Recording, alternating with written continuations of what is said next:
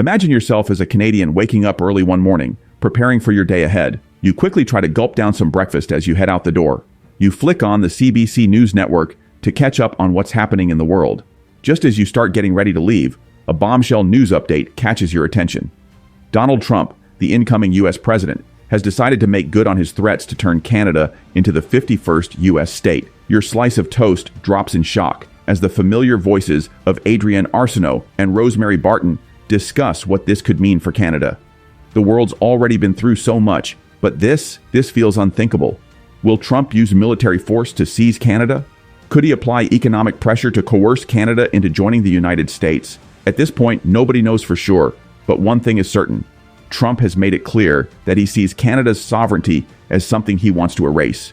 Does it sound implausible? It sure does. He probably saw the numbers. Look, I called him Governor Trudeau because they should be the 51st state, really. It would make a great state, and the people of Canada like it. They'd pay lower taxes. They have virtually no military. They have a very small military. They pay less than 1%. Just a few weeks ago, the very idea of Canada becoming part of the U.S. seemed like a fantasy, something only a far-right conspiracy theorist might entertain. But in a stunning shift, President-elect Trump has made it clear that this is no longer a joke. According to him, the possibility of Canada joining the U.S. is now a reality that could unfold during his presidency. This leads to the ultimate question. What would happen if Trump follows through on his plans to annex Canada? In this video, we will explore the comments Trump has made, investigate how he might attempt to bring Canada into the U.S., and consider some of the potential effects of such an annexation, both positive and negative. We'll also speculate on the possibility of a military conflict, should Trump resort to force to achieve his goal. Let's start by reviewing Trump's own words. It all began on December 18th, 2024. Trump took to Truth Social and posted some curious statements about the United States' relationship with its northern neighbor. No one can answer why we subsidize Canada to the tune of over $100 million a year, he wrote. Makes no sense. Many Canadians want Canada to become the 51st state. They would save massively on taxes and military protection. I think it's a great idea. 51st state. Upon hearing this, you might dismiss it as just another one of Trump's off-the-cuff remarks. After all, the man is known for his bombastic statements. But as the days go by, it seems Trump isn't letting this idea go. Fast forward to January 7th, 2025, when Trump was asked about his controversial comments.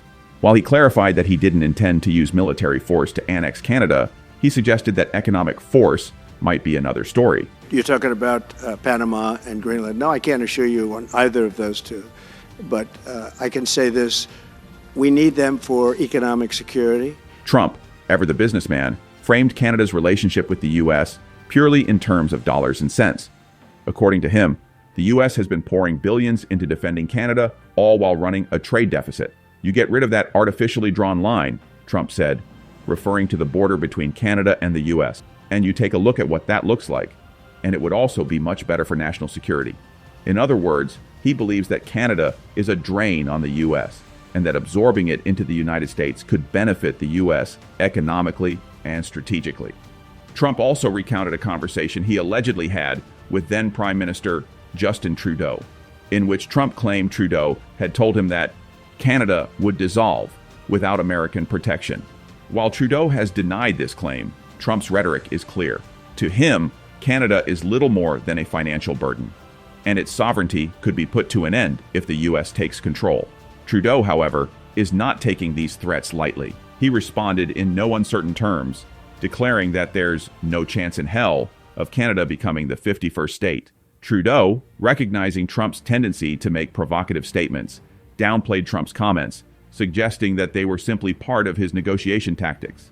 But while Trudeau is confident that Canadians would reject the idea of joining the U.S., Trump's rhetoric continues to raise alarm.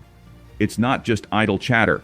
After all, there's historical precedent for U.S. expansionism and tensions between the U.S. and Canada. The two nations have clashed in the past, with notable conflicts during the 18th and 19th centuries, including the U.S. invasion of Canada during the American Revolution and the War of 1812. While those events ended in failure for the U.S., the idea of annexing Canada has never completely vanished from the American imagination. The United States' desire to annex Canadian territory was particularly strong during the 19th century. especially with the rise of the Manifest Destiny ideology, which justified American territorial expansion across North America. This sense of entitlement to land didn't just vanish. Even in the 20th century, when the US and Canada became allies in both world wars and were founding members of NATO, the US still drew up military plans to invade Canada. One such plan, called War Plan Red, was created in 1930 and outlined how the US would conduct military operations against Canada should the two nations ever find themselves in conflict. This plan even involved military experts like aviation pioneer Charles Lindbergh, who was tasked with identifying Canada's vulnerabilities. Though never enacted, the existence of such plans speaks to the US government's past ambitions regarding its northern neighbor.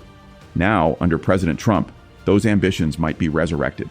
If Trump does attempt to annex Canada, he might start with military force, but he's already indicated that economic pressure would be his preferred method. This brings us to the next critical question. What if Trump attempts to annex Canada by force? The answer depends on two factors: military and economic power. Military approach. Trump has explicitly ruled out the use of military force, but it's hard to completely ignore the possibility of a conflict. The US military is the most powerful in the world, vastly outmatching Canada in terms of both manpower and equipment. The US military has over 1.3 million active duty soldiers, with another 799,500 in reserves. In comparison, Canada has only 68,000 active duty personnel and 27,000 reserves. The US also has a massive technological advantage, boasting over 13,000 aircraft compared to Canada's mere 351. The US also leads in the number of tanks, armored vehicles, naval assets, and aircraft carriers. In a direct military conflict, the US would almost certainly overpower Canada, but that doesn't mean there wouldn't be significant consequences. One major complication for Trump, however, is NATO.